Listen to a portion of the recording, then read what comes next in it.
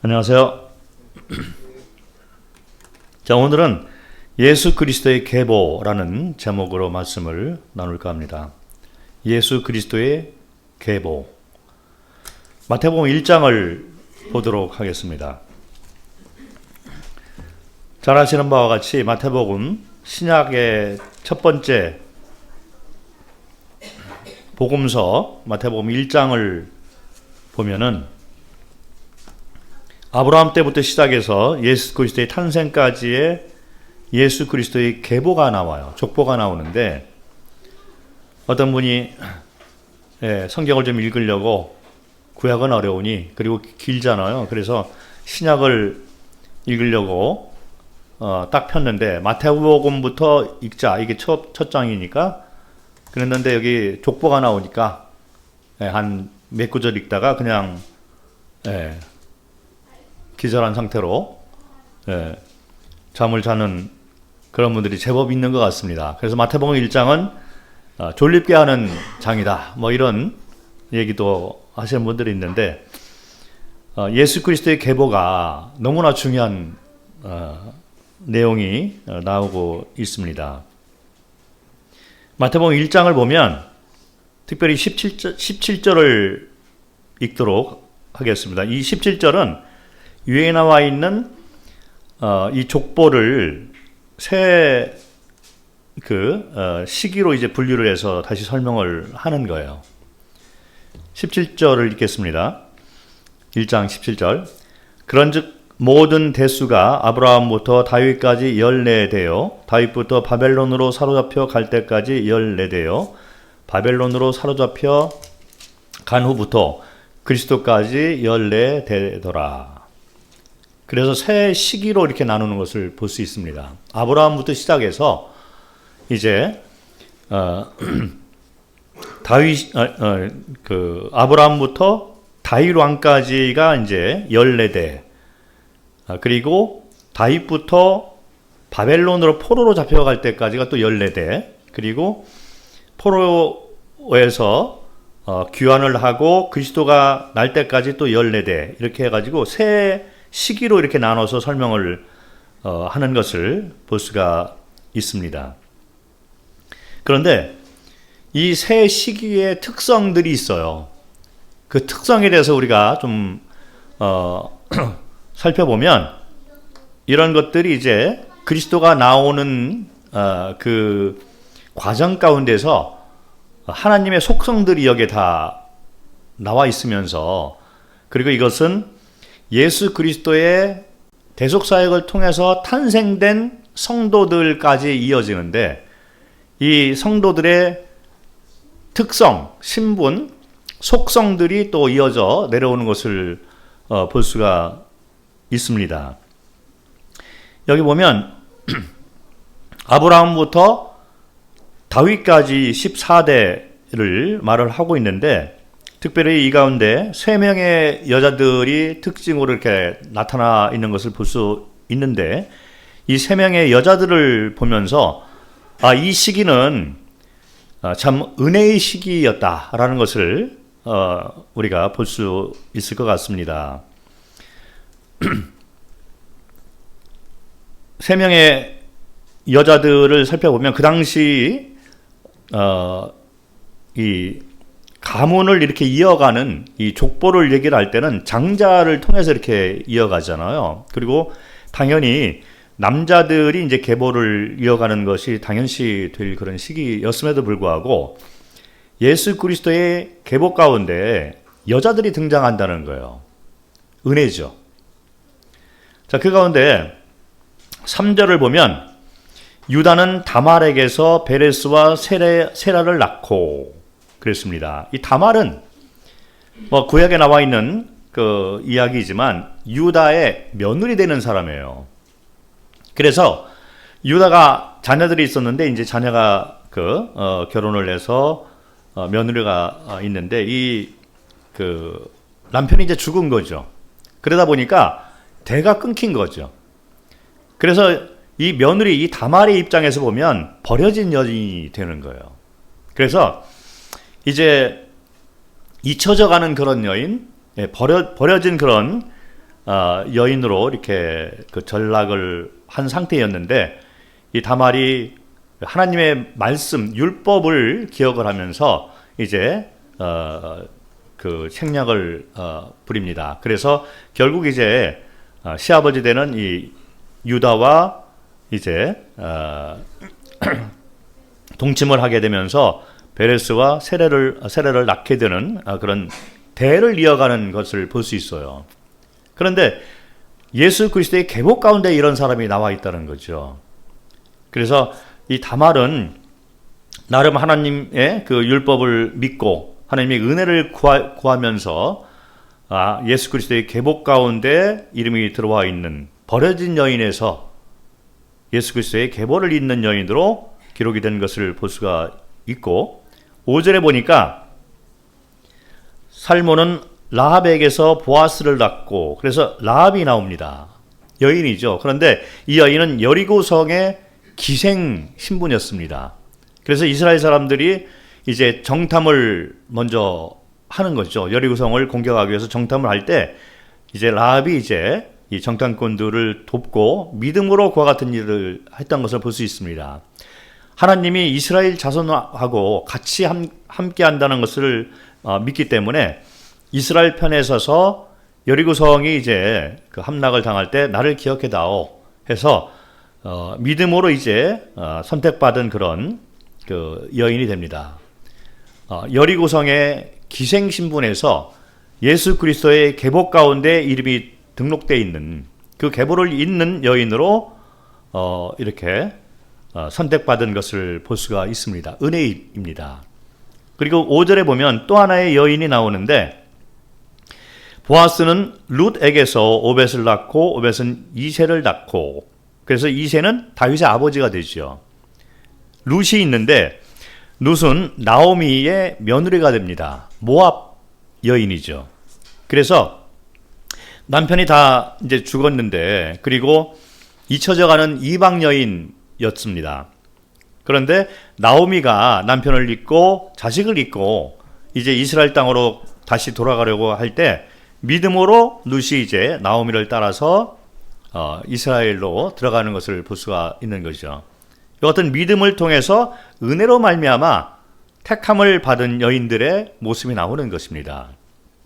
그래서 이와 같이 은혜를 받은 이런 새 여인이 이렇게 나오게 되는데, 이 시기에 우리가 살펴볼 수 있는 것은 예수 그리스도의 계보 가운데 은혜가 있구나, 택함이 있구나, 버림받은 여인들, 잊혀져가는 여인들, 이방 여인들, 세상에서 가장 밑바닥에 있는 그런 여인일지라도 믿음을 통해서 이제 은혜를 받고 예수 그리스도의 계보 안에 들어와 있는 택함받은 사람들이구나, 이런 것들을 기억을 할 수가 있습니다. 그리고 두 번째 시기를 보니까 다윗부터 이제 바벨론으로 끌려가는, 포로로 가는 그 시기 가운데 왕들이 있어요. 예수 그리스도는 왕의 계보 가운데 탄생이 됩니다. 그래서 예수 그리스도는 이렇게 다윗을 통해서 왕의 신분의 그 계보를 이어가는 그런 가운데서 이제 예수 그리스도가 이제 탄생된 것을 볼 수가 있어서 예수 그리스도는 왕의 계보 가운데 나오게 된 것을 볼 수가 있어서 이 시기에서 우리가 기억해야 될 단어는 왕이라는 거죠. 그리고 그 다음에 이제 시기가 또 있는데, 포로로 잡혀간 후에 다른 민족 같으면 잊혀진 그런 연약한 멸망된 그런 민족으로 이제 전락이 돼서 이 지구상에서 없어질 그런 처지에 있을 수가 있는데, 이스라엘 백성들은 언약 가운데 있기 때문에 예수 그리스도의 계보를 잇는 가운데 있기 때문에 포로된 후에도 다시 포로에서 귀환하는 것을 볼 수가 있습니다. 언약이 성취가 되고, 그리고 포로에서 귀환이 돼서 거룩한 나라의 모습을 드러낸 거죠.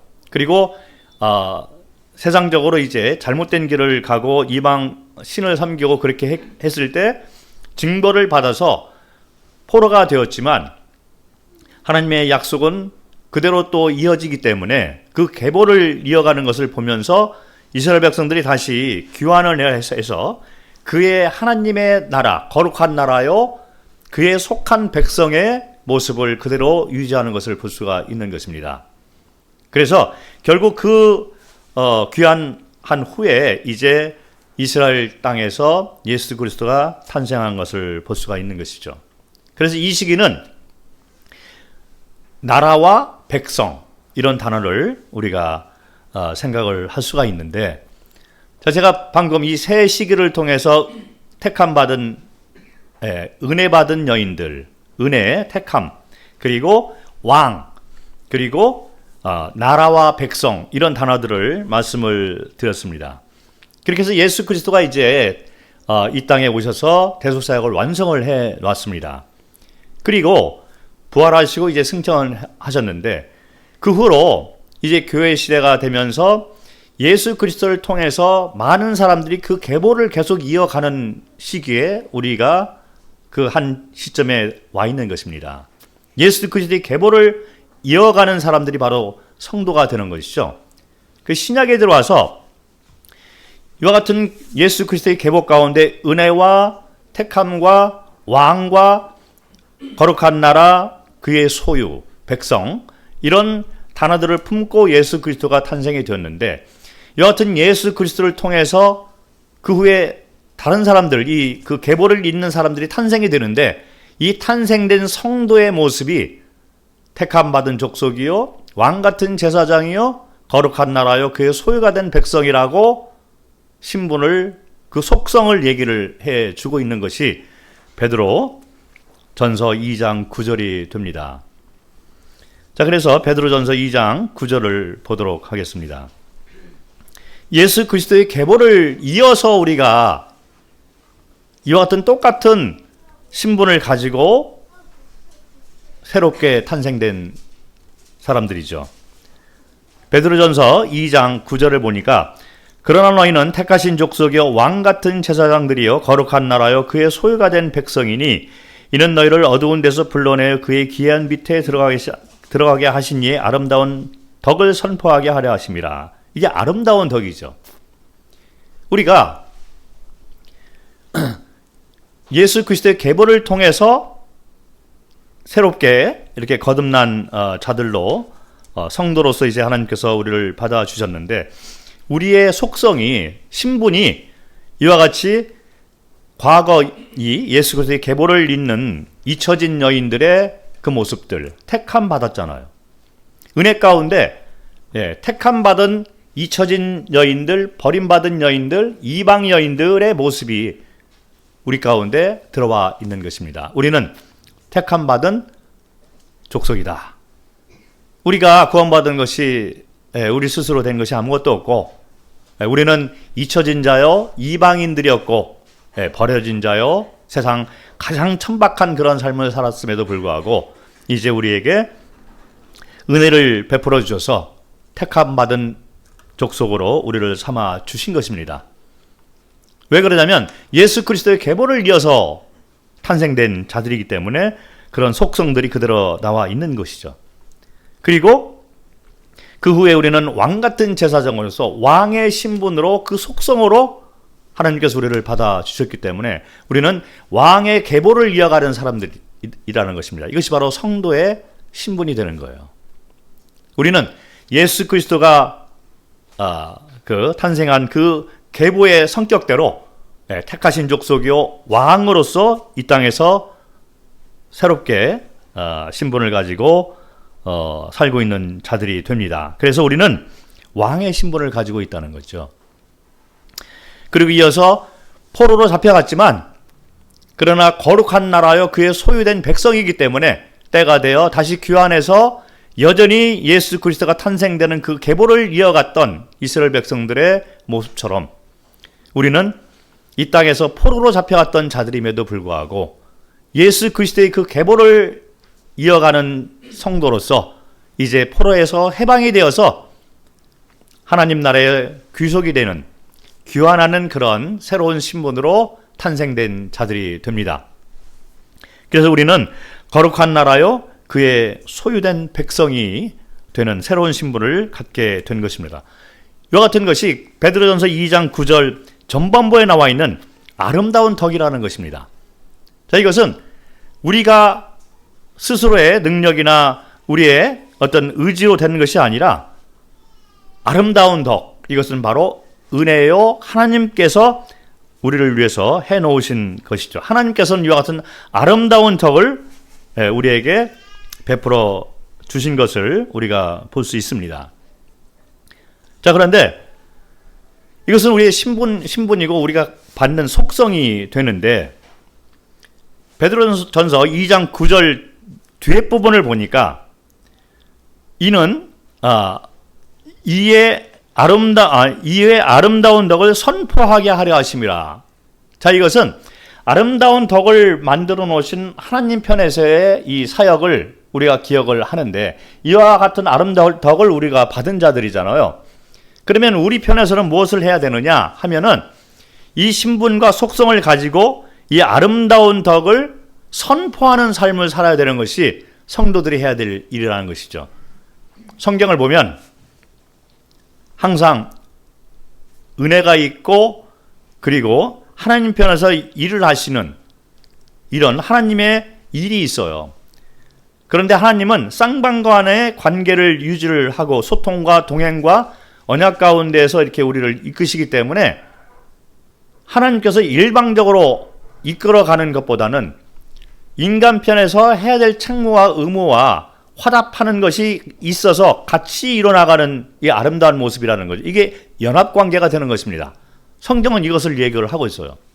많은 분들이 구원부터 예정된 자만이 구원받는다 뭐 이런 식으로 조금 오해할 만한 그런 가르침을 자꾸 하면서 하나님의 일방성에 대해서 자꾸 얘기를 하고 있는데, 성경은 그렇게 얘기하지 않습니다. 항상 쌍방간의 관계를 통해서 연합을 이뤄나가시는 것이 성경에서 말하고 있는 하나님의 속성이 되는 거죠. 그래서 이 같은 아름다운 덕은 하나님께서 만들어 놨지만 이 아름다운 덕을 선포하는 일을 하도록 우리를 부르신 것을 볼 수 있습니다. 이제 우리는 택함받은 은혜 가운데서 택함받은 사람으로서, 왕으로서, 그리고 하나님의 거룩한 나라와 그의 소유된 백성의 삶을 살아야 되는데, 우리 편에서 그와 같은 삶을 살고 있는지 한번 생각을 해볼 필요가 있는 것 같습니다. 택함받은 족속을 생각하면 믿음으로 말미암아 우리가 은혜 가운데서 살아가야 되죠. 그래서 항상 우리의 삶은 은혜를 잊어서는 안 되는 삶이 돼야 되는 거예요. 자, 그런데 수많은 경우에 우리는 은혜를 잊고 살아가는 경우가 많이 있는 것 같습니다. 우리 이 신분을 바라보게 되면 우리는 다말과 같은 사람이었던 것이죠.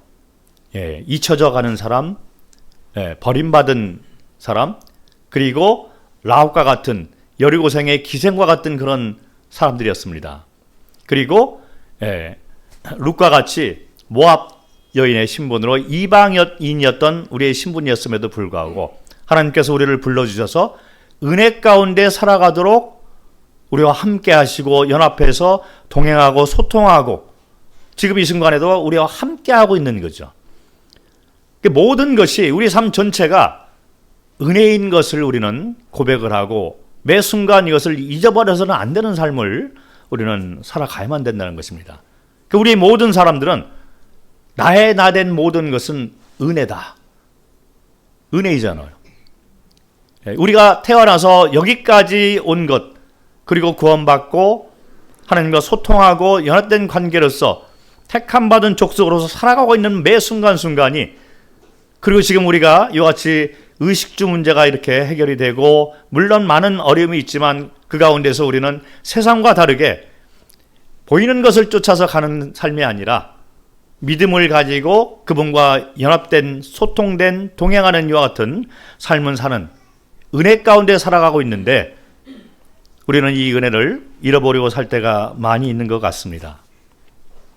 신분은 택함받은 족속이요 은혜 가운데 살아가는 신분이지만 예수 그리스도의 계보를 이어가는 자들로서 이 땅에 살고 있지만 우리는 많은 경우에 세상 사람들과 같은 그런 사고를 가지고 있고 세상 사람들이 보고 있는 것들을 우리가 똑같은 눈으로 바라보고 있는, 은혜를 잊고 사는 그런 모습으로 전락해 가는 것을 많이 보게 됩니다.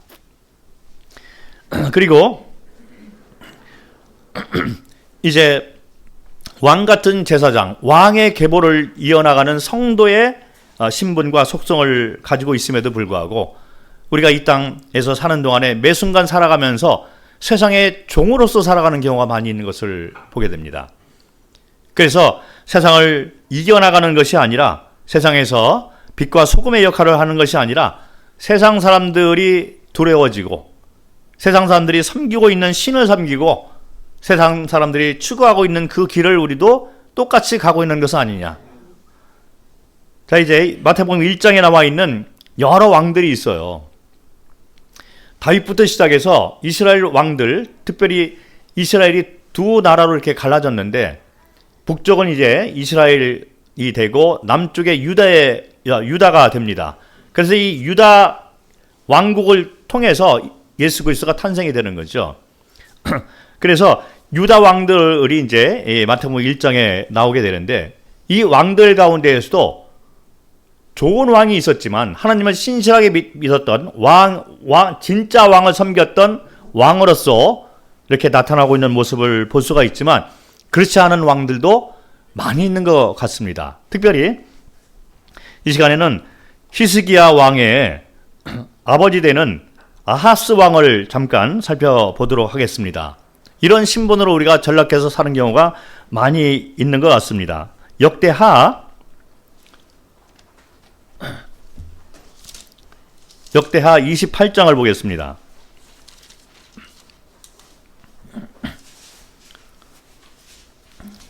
구약성경 652페이지인가요? 역대하 28장 1절부터 5절을 먼저 보도록 하겠습니다. 다윗이 이스라엘 모든 고관들 곧 각 지파의 어른과 왕을 섬기는 반장들과 천부장들과 백부장들과 및 왕과 왕제의 모든 소유와 가축의 감독과 내시와 이게 역대상을 읽고 있네. 역대하 죄송합니다. 역대하 28장 아하스가 왕위에 오를 때 나이가 20세라 예루살렘에서 16년 동안 다스렸으나 그의 조상 다윗과 같지 아니하여 여호와 보시기에 정직하게 행하지 아니하고 이스라엘 왕들의 길로 행하여 바알들의 우상을 부어 만들고 또 흰놈의 아들 골짜기에서 분향하고 여호와께서 이스라엘 자손 앞에서 쫓아내신 이방 사람들의 가증한 일을 본받아 그의 자녀들을 불사르고 또 산당과 작은 산 위와 모든 푸른 나무 아래에서 제사를 드리며 분향하니라. 그러므로 그의 하나님 여호와께서 그를 아람 왕의 손에 넘기심에 그들이 져서 심히 많은 무리를 사로잡아 다메섹으로 갔으며 또 이스라엘 왕의 손에 넘기심에 그가 져서 크게 사려가였으니 다윗과 같이 정직하게 행하지 않았다. 사람들이 어떻게 보던지 간에 여호와 하나님께서 보시기에 정직하지 않은 자다 이런 말을 하고 있습니다. 우리가 사람 눈은 속일 수 있어요. 그래서 사람들 앞에서는 우리가 하나님을 잘 섬기고 하나님 앞에서 올바른 관계 가운데서 이렇게 사는 것처럼 보일지라도 그러나 그렇지 않은 경우가 많이 있는 것 같습니다. 하나님은 다 아시고 계시기 때문에 여호와 보시기에 정직하지 않게 행했다. 성경이 그렇게 기록이 되어 있기 때문에 무서운 말을 해주고 있는 거죠. 그래서 바알을 섬기고 그리고 그의 행사들을 이렇게 해서 자녀를 불사르고 그리고 여기저기 우상을 섬기도록 백성들을 잘못 인도하는 것을 볼 수가 있어서 하나님께서 노하셔서 이제 이방 민족들을 불러 모아서 이제 유다를 공격하게 합니다. 자, 그런데 16절부터 읽어보면 이와 같이 어려움을 당할 때에도 이 아하스 왕이 사람을 의지하고 하나님 대신 사람의 방법을 통해서 그와 같은 것을 해결하려고 하는 것을 볼 수 있는 거예요. 28장 16절을 보겠습니다.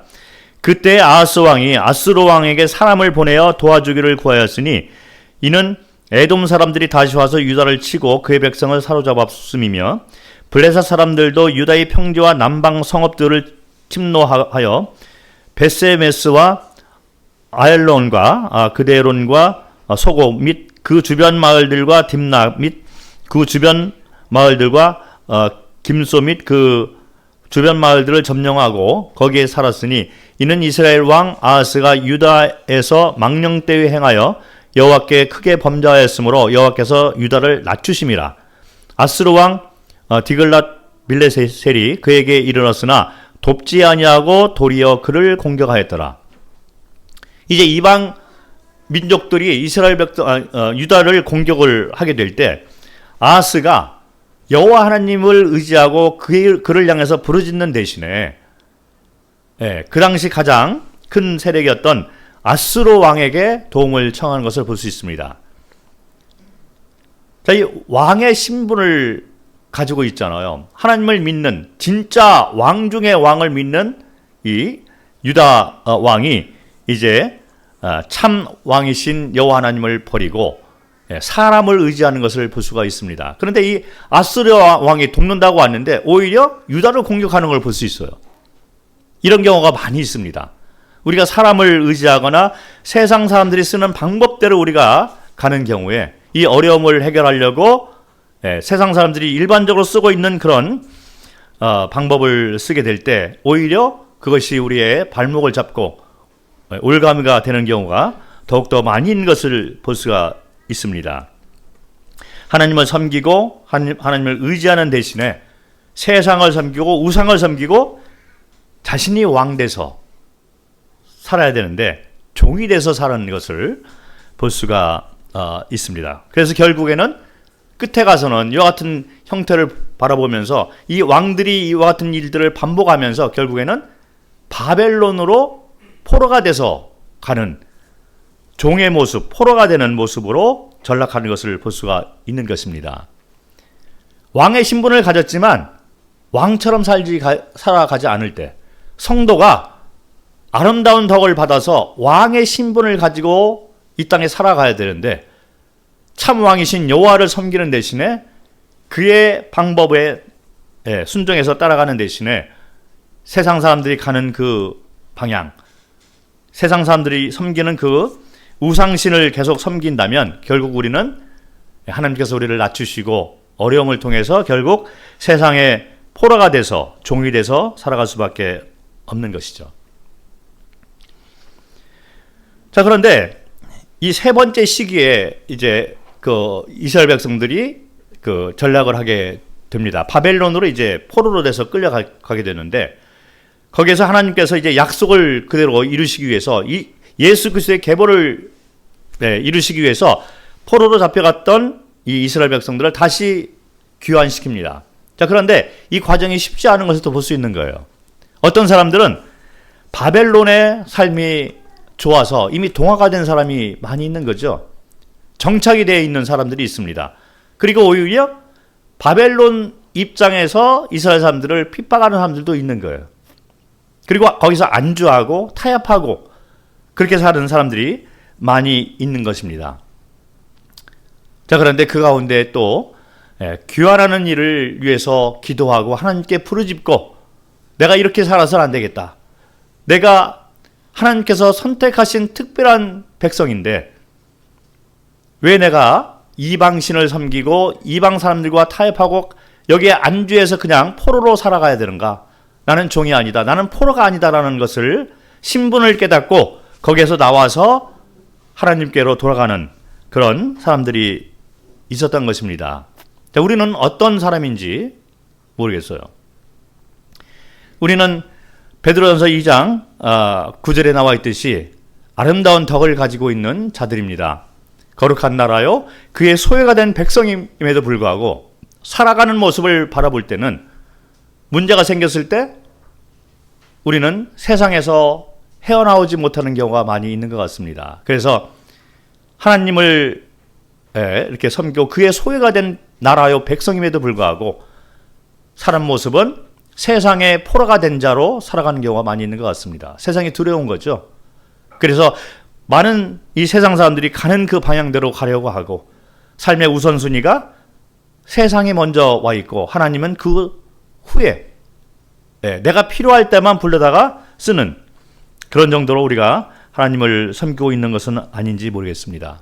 자, 그렇게 살 때 우리는 바벨론의 포로가 되어 있는 그런 모습처럼 이 세상에 종으로 포로로 전략해서 살아가는 우리의 정체성을 잃어버리고 살아가는 그런 모습으로 우리가 살 때가 있는 것은 아닌지 모르겠습니다. 그러니까 우리는 여호와께 돌아가는 삶을 살아야만 됩니다. 선택받은 족속이요 은혜 가운데서 우리를 부르셨잖아요. 은혜를 잊어버려서는 안 되고, 그리고 왕의 신분으로 이 땅에 살고 있는 것입니다. 왕 같은 삶을 살아야 되죠. 이번 캠프 때 어떤 형제님이, 이 특강을 하는 형제님인데 그 형제님이 아주 인상 깊은 말을 한 적이 있어요. 무슨 말을 했냐면 사자는 굶어 죽을지라도 풀을 먹지 않는다, 이 말을 하더라고요. 그렇잖아요. 사자는 굶어 죽는 한이 있더라도 풀을 먹지 않는다. 그렇게 풀을 먹고 사는 형태로 태어나지 않았다는 거죠. 동물의 왕, 이 사자는 굶어 죽을지라도 풀을 먹고 살지 않는다.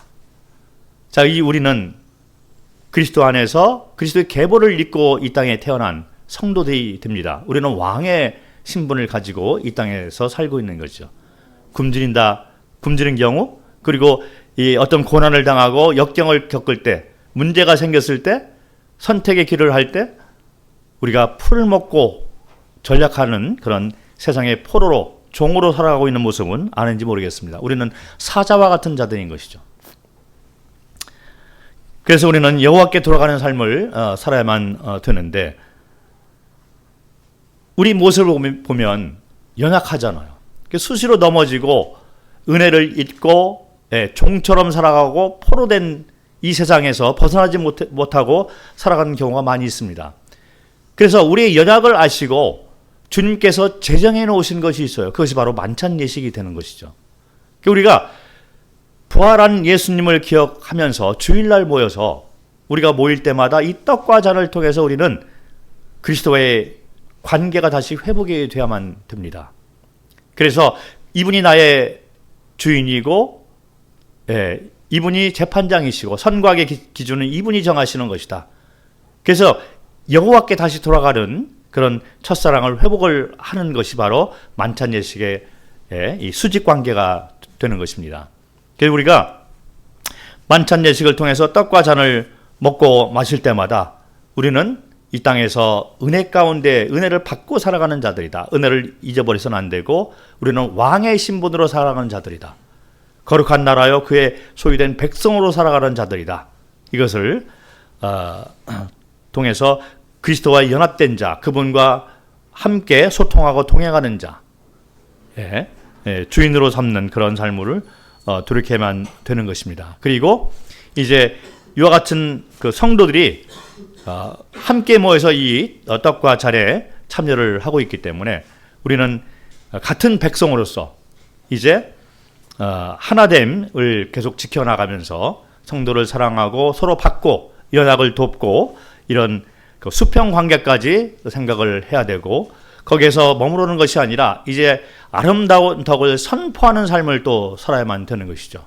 이것은 이 은혜 가운데 세상 사람들을 초대를 하고 믿지 않는 자들을 이제 포로에서 끄집어내서 돕는, 이렇게 포로에서 나와서 여호와께 돌아가자, 연합으로의 초대, 그 그리스도와 합해지는 이런 왕에게 돌아가자, 이런 초대의 삶을 이 복음을 전하고 전도와 선교하는 삶을 살아가야만 됩니다. 이와 같은 것을 통해서 우리 그 관계를 회복을 하고, 그리고 그리스도께서 원하시는 삶을 살아감으로 인해서 살아있는 예배를 돌려 드리게 되어야만 합니다.